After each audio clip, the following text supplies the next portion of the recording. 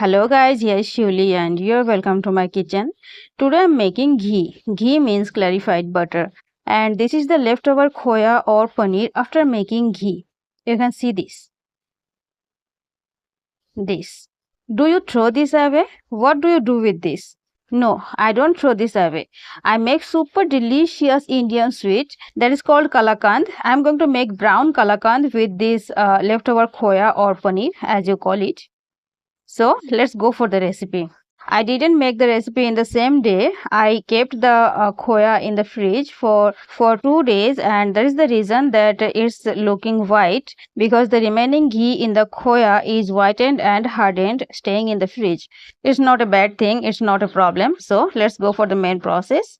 At first we need to grind the khoya in a mixer grinder. I've taken the small jar of the mixer grinder and taking half of the khoya and grinding it. So it's okay. I have grinded it and you can see that it's not very fine. It's okay. It's a coarse texture of the khoya. Now we need to take it out and we need to grind the rest of the khoya in the same process. So this is the next batch, second batch. We need to take it out as well. After taking all of it out of the mixer jar, we need to go for the frying pan or pan as you take, as you wish. So here I am taking a frying pan and adding half a glass of milk. It's boiled milk, so we don't need to boil it again.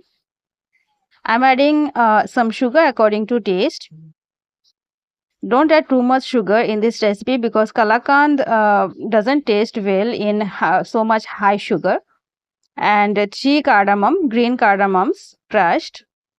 After mixing well, I'm going to add the grinded khoya.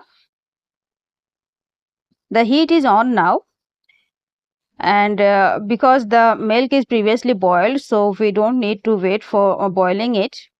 I'm adding all the khoya in it, and now we need to mix it and dry it up. Dry the milk up actually. The heat is high now, and after the mixture thickens, we will turn the heat on medium or medium to low. We need to stir it continuously to avoid burn from the bottom. So we need to wait for some time.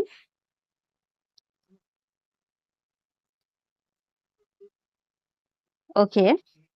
Now this is the texture and we need to continue the process. And when it thickens up like this, we need to thicken it more. But now in this texture, I'm going to add some chopped dry fruits. Dry fruits are optional, fully optional in this recipe, but you may add it if you want. I'm taking some chopped almonds only. I'm mixing it well, and after that we need to wait for another some time to dry it up a little more. When the mixture is being separate from the pan, it's okay, it's done. So now I turn the heat off, and after that we need to prepare a cake tin or a mold, anything as you like, you may take it. And now I'm not greasing the cake tin with some oil or ghee. I'm just spreading some chopped dry fruits in the bottom, and after that I'm going to add the mixture that we made. But you may use a butter paper or baking paper for this, but I'm not using it. I'm just adding the mixture on the cake tin, on the spreaded dry fruits. I'm adding the mixture in the cake tin, spreading like this, so that we don't need to stir it again to make it plain from the top. So I'm doing it like this, as you can see.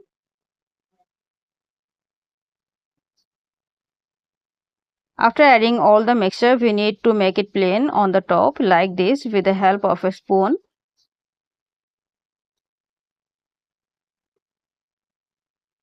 After making it plain, we need to rest it for some time outside the fridge to cool it down, and after that you may keep it in the fridge for about 1 hour, and after that it will be ready for cutting.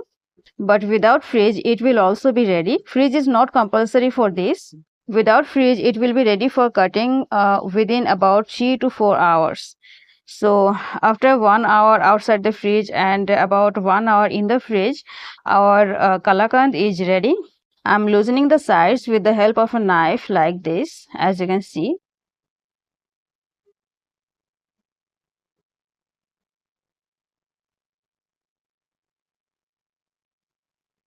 And after loosening the sides, we need to flip it in a plate, in a big plate. So it's our plate and I'm flipping it, and now we need to heat the cake tin like this and it will be out. Okay. Wow. It has come out very nicely, and now I'm showing you cutting this. The taste of the kalakand is fully like market kalakand, that is not roasted. That is white color and it's brown color and it will have a roasted flavor and it's really amazing to eat. Believe me, it tastes amazingly delicious. It's really so nice.